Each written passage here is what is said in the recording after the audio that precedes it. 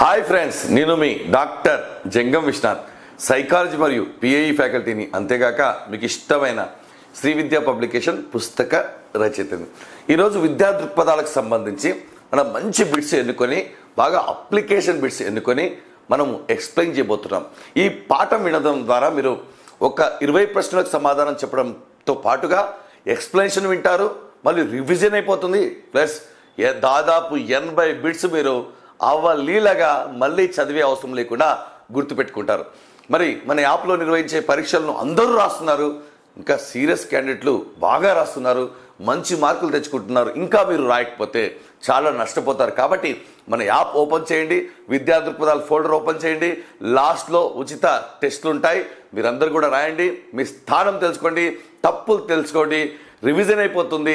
షెడ్యూల్ని అందరూ ఫాలో అవుతున్నారు. మరి మీరు ఒక్కసారి ప్రశ్న వేసుకోండి.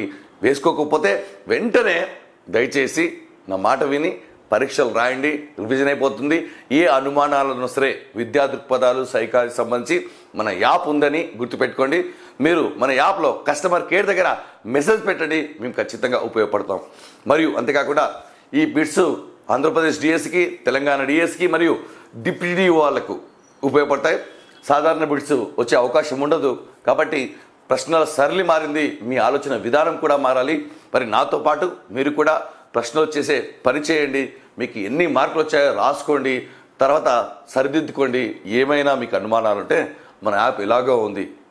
మీరందరూ కూడా నన్ను ఫాలో అవుతారని నేను ఆశిస్తున్నాను. మరి మొదటి ప్రశ్న, ఈ టాపిక్ వచ్చేసి మీకు అందరికీ తెలుసు. విద్యా రకాలు, విద్యా ప్రక్రియలు, మరియు విద్యా ధ్యేయాలు, లక్ష్యాలు, గమ్యాలు అనే టాపిక్ ఇది పూర్తిగా. మరి విద్య ద్వారా తరగతి గదిలో విద్యార్థులలో కలిగే మార్పులను ఇలా పిలుస్తారు. మరి మొదటి ఆప్షన్ విద్యా గమ్యాలు అన్నాడు, రెండో ఆప్షన్ విద్యా లక్ష్యాలు అన్నాడు, మూడో ఆప్షన్ విద్యా ధ్యేయాలు అన్నాడు, నాలుగో ఆప్షన్ విద్యా ఆదర్శాలు అన్నాడు. మరి ఆన్సర్ ఏమై ఉండవచ్చు అనే దానికంటే ముందుగా విద్యా లక్ష్యాలు అంటే ఏమిటి? విద్యా లక్ష్యాలు అంటే దీనికి సంబంధించినటువంటి ఆన్సర్ అంటే విద్య ద్వారా తరగతి గదిలో విద్యార్థులలో కలిగే మార్పులను ఏమంటారంటే విద్యా లక్ష్యాలు అంటారు. మరి గమ్యాలు అంటే ఏమిటి అంటే విద్యార్థుల స్థాయిలకు సంబంధించినట్టే ఏ స్థాయికి ఏం నేర్పించాలనే దాన్ని తెలియజేసేదే విద్యా గమ్యం.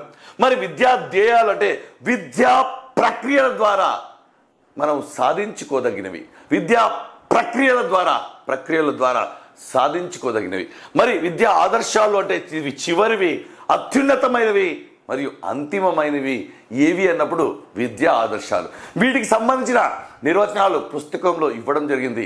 కింది వాటిలో అంతిమమైనవేవి, అత్యున్నతమైనవేవి అంటే ఆదర్శాలు గుర్తుపెట్టుకోండి. మార్పులకు సంబంధించినవి అంటే మనకు లక్ష్యాలు గుర్తుపెట్టుకోండి. మరి స్థాయిలకు సంబంధించినవి అన్నప్పుడు గమ్యాలు గుర్తుపెట్టుకోండి. మరి విద్యా ప్రక్రియ ద్వారా సాధించుకోదగ్గవి అంటే విద్యా ధ్యేయాలు అని గుర్తుపెట్టుకోండి. డైరెక్ట్గా ఇచ్చే అవకాశాలు ఉంటాయి. మరి రెండో ప్రశ్న, క్రింది వాటిలో విద్య యొక్క లక్షణం కానిదేది అన్నాడు.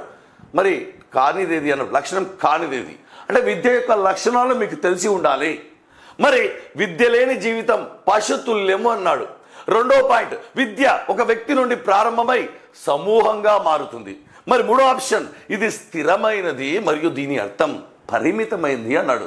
మరి నాలుగో ఆప్షన్ తీసుకుంటే మానవుడు మాట్లాడే జంతువు, అతడికి విచక్షణ అనేది విద్య ద్వారా మాత్రమే లభిస్తుంది అన్నాడు. మరి దీంట్లో కరెక్ట్ ఏది ఉండొచ్చు, తప్పేది ఉండొచ్చు అంటే ముందుగా అడిగిన ప్రశ్న లక్షణం కానిది అన్నాడు. కాబట్టి అన్నిటినీ అనలైజ్ చేసే ప్రయత్నం చేస్తాం షార్ట్ పీరియడ్లో. మరి విద్య లేని జీవితం పశుతుల్యం అంటే మీకు ఆల్రెడీ తెలుసు, నిజమే. అది విద్య లేని వాడు వింత పశువు అనేది వినలేదా? దానికి పర్యాయ వాక్యంగా ఈ పదం ఇవ్వడం జరిగింది, ఈ వాక్యం ఇవ్వడం జరిగింది పుస్తకంలో. కాబట్టి ఇది కరెక్ట్ ఆన్సర్. విద్య ఒక వ్యక్తి నుండి ప్రారంభమై సమూహంగా మారుతుంది. అవును, నిజమే. ఉపాధ్యాయుడు విద్యార్థులకు ఇస్తారు, విద్యార్థులకు ఎంతో మందికి, ఒక్కొక్క విద్యార్థి ఎంతో మందికి విద్యను అందిస్తాడు. కాబట్టి ఒక వ్యక్తి ద్వారా ప్రారంభమైనటువంటి విద్య వేల మందికి, లక్షల మందికి వెళ్తుంది. కాబట్టి సమూహంగా మారుతుంది. మరి ఇది స్థిరమైనది మరియు దీని అర్థం పరిమితమైనది అంటున్నాడు. ఇది తప్పు. మరి కరెక్ట్ ఏమిటి? ఆ విషయం తెలుసుకోవాలి. విద్య స్థిరమైనది కాదు, గతిశీలకమైనది, నిరంతరం మారుతూ ఉంటుంది. మరి దీని అర్థం పరిమితమైనది కాదు, దీని అర్థం అపరిమితమైనది. అపరిమితము అంటే ఏమిటంటే విద్య ఒక పదానికి మనం చెప్పడానికి లేదు. ఏది నేర్చుకున్నా విద్యనే అని గుర్తుపెట్టుకోండి. అది క్రీడలు నేర్చుకున్నా, లేక నైపుణ్యాలు నేర్చుకున్నా, లేక నువ్వు ఒకటి చెప్పినా, ఒకటి నేర్చుకున్నా, ఒకటి తెలుసుకున్నా, నిత్య జీవితంలో ఏ సంఘటన తెలుసుకున్నా అది విద్యగానే పరిగణించబడుతుంది. కాబట్టి దీని అర్థం అపరిమితమైనది, పరిమితం కాదు. ఇది గతిశీలకమైనది, స్థిరమైనది కాదు. కాబట్టి ఇది తప్పు. మరి మాట్లాడే జంతువు ఎవరు? మానవుడు. అతనికి వివేచన విచక్షణ ద్వారా మాత్రమే వస్తుంది. అంటే విచక్షణ వివేచన, విచక్షణ అంటే రెండు విషయాలను వేరుపరచడం. తప్పును తప్పు, ఒప్పును ఒప్పు తెలుసుకుంటే దాన్ని విచక్షణ అంటారు. రెండు అంశాల మధ్య తేడా తెలుసుకుంటే దాన్ని విచక్షణ అంటారు. కాబట్టి అది విద్య ద్వారా సాధ్యం. కాబట్టి తప్పుగా ఉన్నది మనకు ఇది స్థిరమైంది మరియు అర్థం పరిమితమైంది, ఇది తప్పుగా ఉన్నది. మరి నెక్స్ట్ ప్రశ్న, క్రింది వాణిలో తత్వశాస్త్ర భావనలకు సంబంధించి సరికాని ప్రవచనం, అది కూడా విద్యా తత్వశాస్త్ర భావనలకు సంబంధించి. మరి spare the rod spoil the child అన్న భావనను తెరపైకి తెచ్చింది ఆదర్శవాదుల, వ్యవహారిక సత్తావాదుల, నిర్మాణాత్మకవాదులు అన్నప్పుడు ఆన్సర్ మీరు గుర్తుపెట్టుకోవాలి. ఇది రైట్ ఆన్సర్. చూడండి, spare the rod spoil the child అంటే శిశువును దండించకపోయినా అతడు చెడిపోయే ప్రమాదం ఉంది, శిశువును దండించకుండా చెడిపోయే అవకాశం ఉంది అనే అర్థం దింది. కాబట్టి ఈ మాట అన్నది ఎవరంటే ఆదర్శవాదులే మిత్రులారా. మరి విద్యను అనువర్తిత తత్వశాస్త్రము, తత్వశాస్త్ర చైతన్య రూపం అని పిలుస్తారు. మరి ఏదైనా సరే సకల శాస్త్రాలకు మనకు తల్లి వంటిది తత్వశాస్త్రం. తత్వశాస్త్రం నుంచి వచ్చినవే మిగతా శాస్త్రాలు. కాబట్టి ఇది తత్వశాస్త్రం యొక్క చైతన్య రూపము, తత్వశాస్త్రం యొక్క అప్లైడ్ బ్రాంచ్. అప్లైడ్, అనువర్తిత అంటే అప్లైడ్. కాబట్టి ఇది కూడా కరెక్ట్గానే ఉంది. విద్యను తత్వశాస్త్ర క్రియాశీల పార్శ్వంగా భావించిన వ్యక్తి అగస్ట్ కోమ్టే అన్నాడు. మరి 4వ ఆప్షన్ చూద్దాం. తత్వశాస్త్రం విద్యకు సంబంధించిన సాధారణ సిద్ధాంతం అని తెలిపింది జాన్ డూయి. ఇక్కడ 2 ఆప్షన్లు ఉన్నాయి. ఈ రెండిట్లో మాత్రమే తప్పుగా ఉన్న వాటిని గుర్తించాలి. మరి నేను తప్పంటున్నాను. అగస్ట్ కోమ్టే ఈ మాట చెప్పింది. విద్యను తత్వశాస్త్ర క్రియాశీల పార్శ్వంగా భావించిన వ్యక్తి అగస్ట్ కోమ్టే కాదు. మరి ఎవరయ్యా అంటే రాస్. మరి ఎలా గుర్తుపెట్టుకోవాలి? రాస్.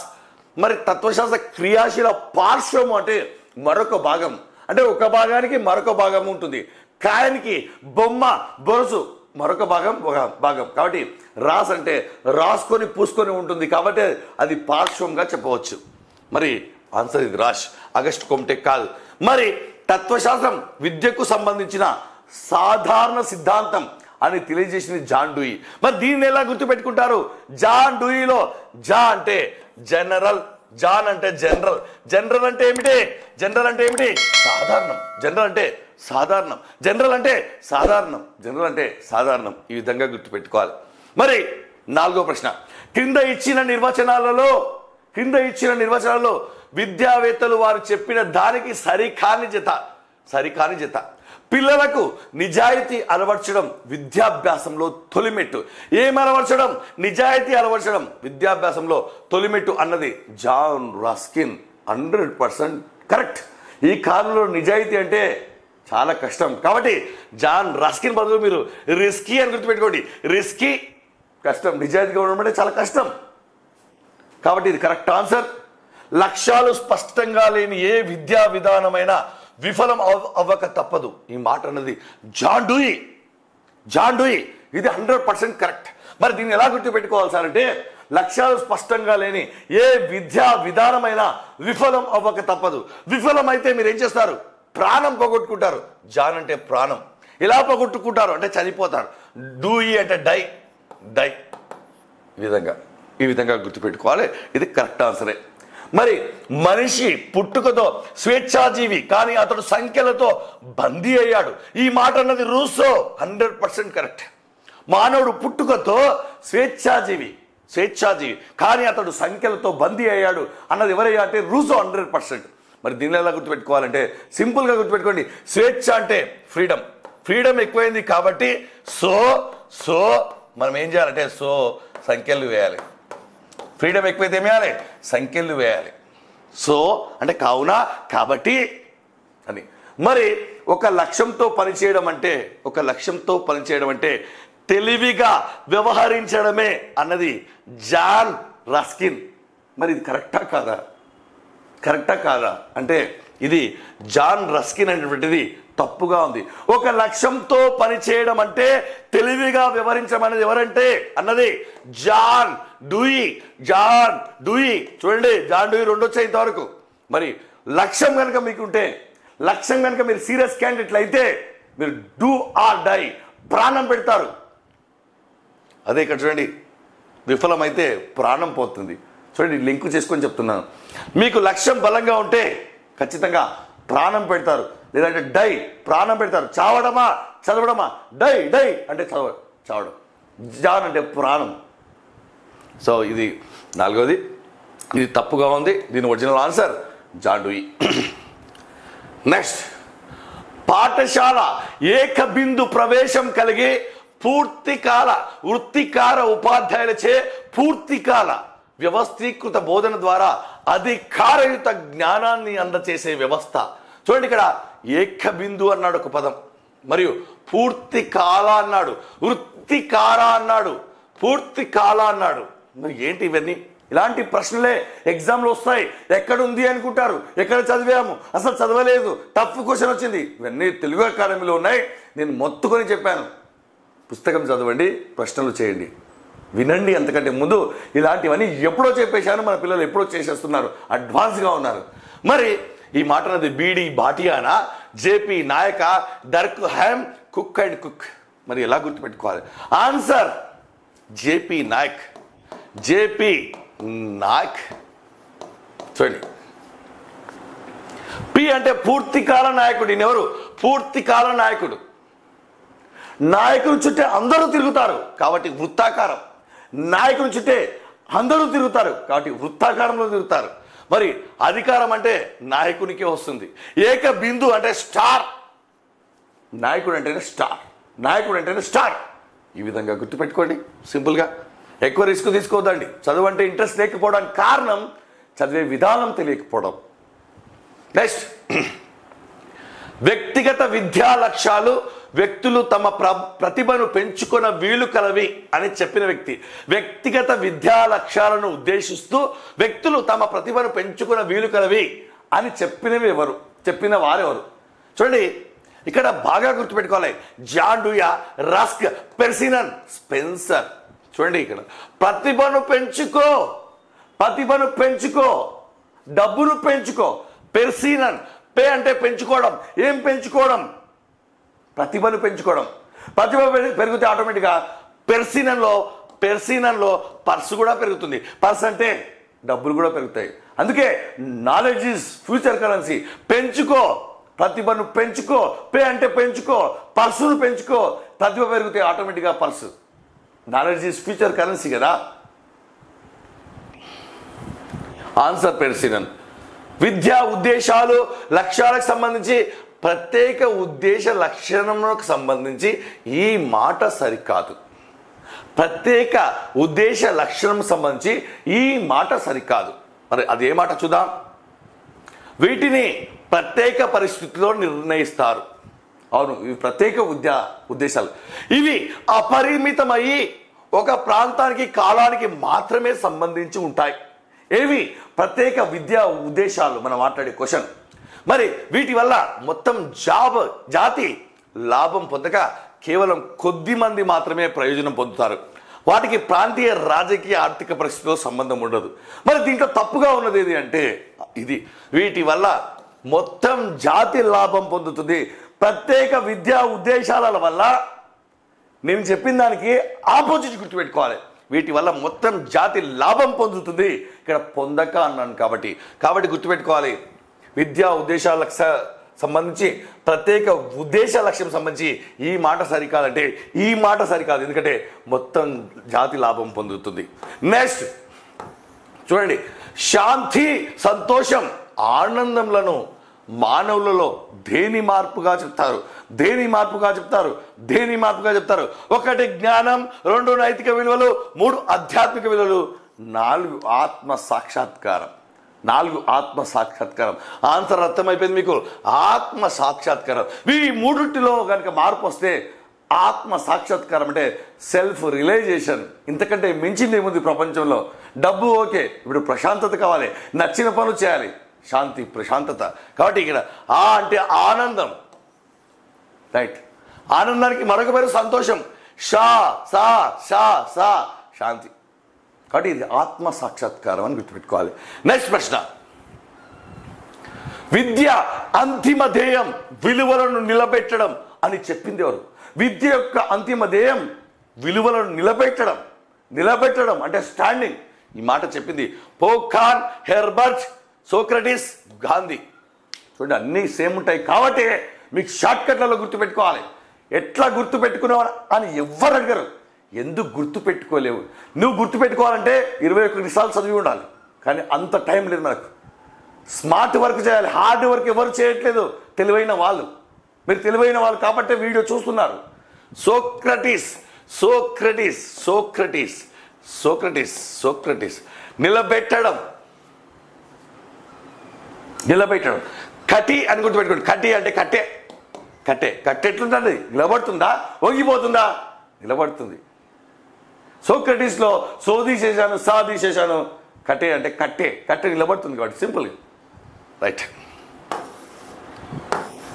విద్య మానవ సేవే మాధవ సేవ అనే భావనను మరియు అందరికీ సౌఖ్యం దుఃఖం ఎవరికీ వద్దు, సర్వే జన సుఖినో భవంతు సూత్రాలను అందిస్తే ఈ భావన దేనిని బలపరుస్తుంది?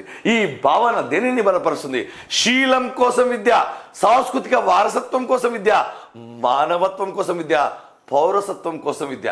మరి ఇక్కడ ఈ మానవ సేవ మాధవ సేవ, అందరికీ సౌఖ్యం దుఃఖం ఎవరికి వద్దు, సర్వే జన సుఖినో భవంతు, సర్వే జన సుఖినో భవంతు, ఇవన్నీ మాటలు దేన్ని బలపరుస్తున్నాయి అంటే మానవత్వం కోసం విద్య.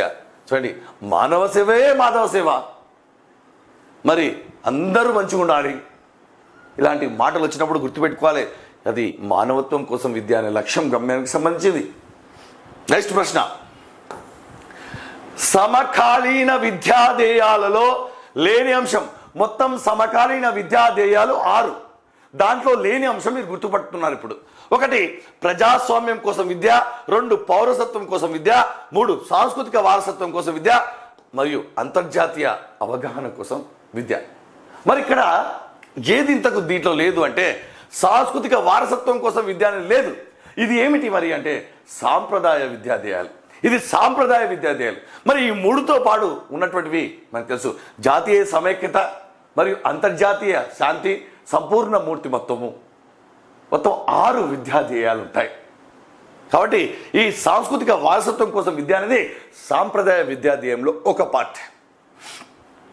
నెక్స్ట్, సాంప్రదాయక విద్యాధ్యేయాలలో విద్యావేత్తలు వారు ఇచ్చిన ప్రవచనాలకు సంబంధించి తప్పుగా ఉన్నదేది? ఒకటే తప్పు ఉంది. మరి జీవితంలో సమస్యల పరిష్కారానికి జ్ఞానం అవసరం, ఇది 100% అన్నది ఎవరంటే సోక్రటీస్. సోక్రటీస్ 100% కరెక్టే. మరి సో అంటే సొల్యూషన్ అంటే పరిష్కారం కాదా? 100%. స్వీయ సంస్కృతి కూడా విద్యనే. ఈ మాట అన్నది రేమాంట్. స్వీయ అంటే సెల్ఫ్, ప్రతి ఒక్కరికి ఇండివిజువల్గా. మరి ఎలా గుర్తుపెట్టాలి? ఇది 100% కరెక్ట్. ఈ మాట అన్నాడు అతడు. మరి రేమంట్ అంటే రేనాల్డ్స్ పెన్ గుర్తుపెట్టుకోండి. రేనాల్డ్స్ పెన్ ప్రతి ఒక్కరికి ఒకటి సపరేట్గా స్వయంగా ఉంటుంది. ఎవరు పెన్ వాళ్ళు తెచ్చుకుంటారు కాబట్టి, అందుకే నీ పెన్ని నా పెన్ని అంటారు. నెక్స్ట్, అందరికీ సంపూర్ణ జ్ఞానం కావాలి. చూడండి, ఖాన్ అందరికీ సంపూర్ణ జ్ఞానం కావాలి. కా అంటే కావాలి, కా అంటే కంప్లీట్ అంటే సంపూర్ణం, నా అంటే నాలెడ్జ్. చూడండి, కావాలి. ఇక్కడ పోకాన్లో కా ఉంది కాబట్టి కా అంటే కావాలి. ఏం కావాలి? కంప్లీట్. ఏం కావాలి? నాలెడ్జ్ కావాలి. మరి సత్ప్రవర్తన నిర్మాణమే విద్యాధ్యేయము అన్నది రేమంట్ కాదు. సత్ప్రవర్తన నిర్మాణమే విద్యాధ్యేయము, రేమంట్ కాదు. మీకు తెలిసిన వ్యక్తి, సాధారణ వ్యక్తి, మీకు అందరికీ సాధారణ జీవితాన్ని అనుభవించిన వ్యక్తి ఎవరే అంటే గాంధీ. సత్ప్రవర్తన, గాంధీ అనగానే మీకు తెలుసు సత్ప్రవర్తన నిర్మాణమే గాంధీ, గుర్తుపెట్టుకోవాలి. నెక్స్ట్ ప్రశ్న, విద్య లేని ప్రజలు ఉన్న దేశాలలో ప్రజాస్వామ్య మనుగడ కష్టం అని బెర్ట్రాండ్ రసెల్ గారు ఏ విద్యను ఉద్దేశిస్తే ఈ మాటలు తెలిపారు. ఈ మాటలు తెలిపింది బెర్ట్రాండ్ రసెల్. ఆయన ఇచ్చిన నిర్వచనం ఇక్కడ ఉంది. రేపు ఎగ్జామ్లో ఈ విధంగా కూడా అడగొచ్చు మిత్రులారా. విద్య లేని ప్రజలు ఉన్న ప్రజాస్వామ్య దేశాల్లో మనుగడ కష్టం అన్నది ఎవరు? Bertrand Russell. Simple logic. Cell లేకపోతే మనుగడ కష్టం ఈ కాలంలో. క్లియర్ ఒక ప్రశ్న. మరి ఈ మాటలు దేన్ని ఉద్దేశిస్తూ అన్నాడు? ప్రజాస్వామ్యం కోసం విద్యనా, అంతర్జాతీయ కోసం విద్యనా, పౌరసత్వం కోసం విద్యనా, మరియు ప్రపంచ శాంతి కోసం విద్యనా? మరి మనుగడ కష్టం. మనం సెల్ ఫోన్లో లేకపోతే మనుగడ కష్టం అన్నాం. మరి సెల్ ఫోన్లో సిమ్ తీసుకోవాలంటే ఆధార్ కార్డు ఉండాలి. ఆధార్ కార్డు దేనికి సంబంధించింది? పౌరసత్వం కోసం సంబంధించింది. పౌరసత్వం కోసం సంబంధించి. కాబట్టి పౌరసత్వం కోసం విద్యను ఉద్దేశిస్తూ బెర్ట్రాండ్ రసెల్ అన్నటువంటి మాటలు ఇవి. నెక్స్ట్ ప్రశ్న. ఇది కొఠారి కమిషన్ విద్యా లక్ష్యం కాదు. కొఠారి కమిషన్ విద్యా లక్ష్యాలు. చూడండి, కొఠారి కమిషన్ విద్య ఆధునికీకరణ, అమ్మో కరెక్టే. మరి విద్య సాంఘిక సమైక్యత, కరెక్టే. విద్య ఉత్పాదకత, విద్య ప్రపంచీకరణ, ఈ రెండులోనే తప్పుగా ఉంది. మరి విద్యా ప్రపంచీకరణ, విద్యా గ్లోబలైజేషన్ గురించి మాట్లాడలేదు మన కొఠారి కమిషన్ విద్యా లక్ష్యాల్లో. మీరు కన్ఫ్యూజ్ కావాలి. ఆధునీకరణ, ప్రైవేటీకరణ, ప్రపంచీకరణ, మరి సరళీకరణ మీరు చదువుకొని ఉంటారు కాబట్టి ఖచ్చితంగా ప్రపంచీకరణ కూడా పెట్టి ఉంటారనే ఉద్దేశంతో ఇలా ఆలోచిస్తూ మీకు ప్రశ్న తయారు చేయడం జరిగింది. కాబట్టి ప్రపంచీకరణ అనే పదం వాడలేదు, కేవలం ఆధునీకరణ మొత్తం వాడాడు. కాబట్టి తప్పుగా ఉన్నదే కొఠారి కమిషన్లో ఇది. రైట్. 15వ ప్రశ్న చాలా సింపుల్. చూడండి, ఇది నిరుద్యోగ నివారణ 4 లక్ష్యాలు ఇవ్వడం జరిగింది. ఉన్న లక్ష్యాలన్నీ ఇవ్వడం జరిగింది. చూద్దాం ఎలా గుర్తుపెట్టుకుంటారు. ప్రతి ప్రశ్న డిఫరెంట్ మోడల్, ప్రతి ప్రశ్న డిఫరెంట్ ఆలోచన విధానం. నిరుద్యోగ నివారణ, వయోజన విద్య, గ్రామీణాభివృద్ధి, పిల్లల్ని అనాథలుగా వదిలిపెట్టరాదు లాంటి 4 విద్యా లక్ష్యాలను తెలిపిన కమిషన్ ఎవరు? చాలా సింపుల్గా నేర్పిస్తాను చూడండి. చాలా ఈజీ, భయపడాల్సిన పని లేదు మన విద్యా దృక్పథాల్లో. చూడండి ఒకసారి. మరి ఈ 4 విద్యా లక్ష్యాలు తెలిపిన కమిషన్ ఏది అంటే సింపుల్. ఈశ్వరభాయ్ పటేలా, కొఠారి కమిషనా, మాల్కమ్ ఆదిశేషయ్యనా, మొదలయ్యారంటే ఇది మాత్రమే కరెక్ట్. మరి ఎలా గుర్తుపెట్టుకోవాలి? మాల్కమ్ ఆదిశేషయ్య శేష జీవితంలో ఉన్నప్పుడు పెద్దవారిని అందరూ కూడా వదిలిపెడతారు. ఎలా? అనాథలుగా వదిలిపెడతారు. ఎక్కడ? గ్రామీణ ప్రాంతంలోనే వదిలిపెట్టి వెళ్తారు. ఎందుకోసం వెళ్తారు పాపం? ఎందుకోసం వెళ్తారంటే నిరుద్యోగం ఎక్కువ కాబట్టి ఆ పిల్లలు తల్లిదండ్రుల్ని వదిలి గ్రామీణ ప్రాంతాల్లో వదిలి అనాథలుగా వదిలి పట్టణాలకు వెళ్తారు. మరి శేష జీవితం గడుపుతున్న వారిని ఏమంటారు? తెలియకుండానే వయోజనులు అంటారు. వయోజనులు అంటే పెద్దవారు. ఆదిశేషయ్యలో నేను శేష జీవితం తీసుకున్నాను. శేష జీవితాలు అంటే ముసలివారు. వారు అనాథలైపోతారు. ఎందుకంటే తమ పిల్లలు నిరుద్యోగం ఎక్కువ కాబట్టి పట్టణాలకు వెళ్తారు, వారి గ్రామాలలో వదిలిపెడతారు. మరి శేష జీవితం గడుపుతున్నారని వయోజనులు. 21 సంవత్సరాలు దాటిన వారందరినీ కూడా వయోజనులు అంటారు. వయోజనులు. రైట్. నెక్స్ట్, విద్యా ప్రక్రియలో భాగంగా ఏక ధ్రువ ప్రక్రియకు సంబంధించి సరైన ఏకైక ప్రవచనం. కన్ఫ్యూజ్ కాకూడదు. ప్రశ్న ఫస్ట్ ఫలితం మీకు ప్రశ్న చదవడంలోనే ఉంటుంది. మరి ఏకైక సరైన అన్నాడు కాబట్టి ఒక్కటే ఉంటుంది కరెక్ట్. ఇది అత్యంత అధునాతన పద్ధతి కాదు, ఇది అత్యంత పురాతన పద్ధతి. ఇది విద్యార్థి కేంద్రీకృత పద్ధతి తప్పు. ఇది ఉపాధ్యాయ కేంద్రీకృత పద్ధతి. ఉపాధ్యాయుడే ప్రధాన పాత్రధారుడు. ఇది 100% కరెక్ట్. మరి ఉపాధ్యాయుడు చెప్పిందే విద్యార్థులు చేయాలి. విద్యార్థులు స్తబ్దంగా ఉంటారు, ఉపాధ్యాయుడు క్రియాత్మకంగా ఉంటాడు. అందుకే నిష్క్రియాత్మక శ్రోత. విద్యార్థి పాత్ర క్రియాత్మకం మరియు చురుకైన అభ్యసనం. విద్యార్థి పాత్ర క్రియాత్మకం కాదు, ఉపాధ్యాయుని పాత్ర క్రియాత్మకం. కాబట్టి ఇది ఆన్సర్. ఉపాధ్యాయుడే ప్రధాన పాత్రధారుడు అని గుర్తుపెట్టుకోవాలి. నెక్స్ట్ 17వ ప్రశ్న. విద్యా ప్రక్రియలకు సంబంధించి సరికాని ప్రవచనం. 1 త్రిధ్రువ ప్రక్రియను రూపొందించింది ఆడమ్సన్. ఇక్కడ 2 పాయింట్లు ఉంటాయి. త్రిధ్రువ ప్రక్రియను రూపొందించింది ఆడమ్సన్. మరి సంరక్షించింది ఎవరు? సంరక్షించింది ఎవరు? John Dewey. John Dewey. John Dewey. మరి దీన్ని ఎలా గుర్తుపెట్టుకోవాలి? మన తెలంగాణలో మనకు ఒక సామెత ఉంది, మొట్టు సామెత. 3 కొప్పులు 3 జుట్లు ఉంటే ఖచ్చితంగా ఇబ్బంది అవుతుంది అంటాం. ఆడ అంటే ఆడపిల్లలు, 3 అంటే 3 జుట్లు.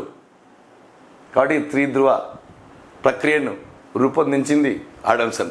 మరి వీళ్ళు గొడవ పడుతుంటే సంరక్షించింది జాన్ డూయి. అతనికి ప్రాణం పోయింది.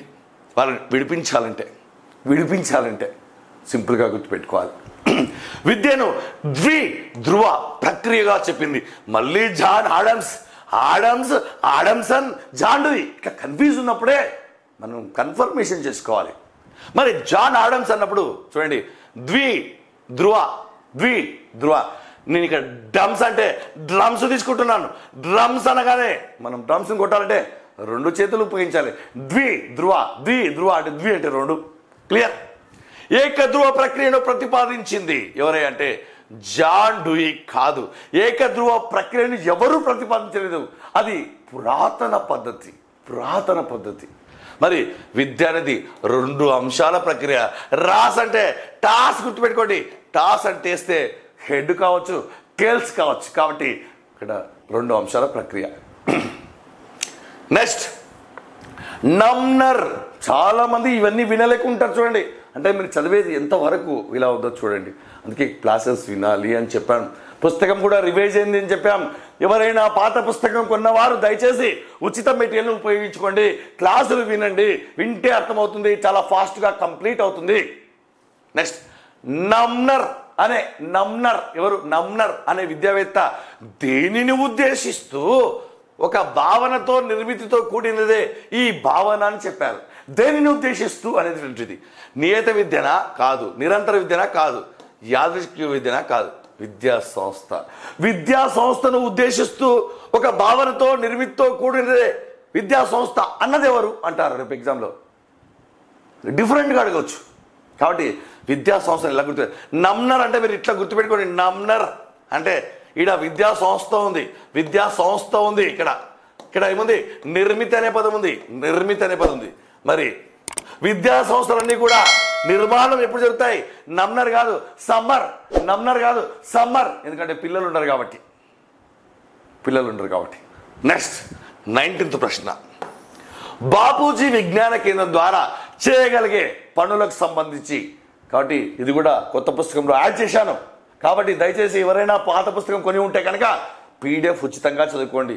ఎవరింత రిస్క్ తీసుకోరు మిత్రులారా.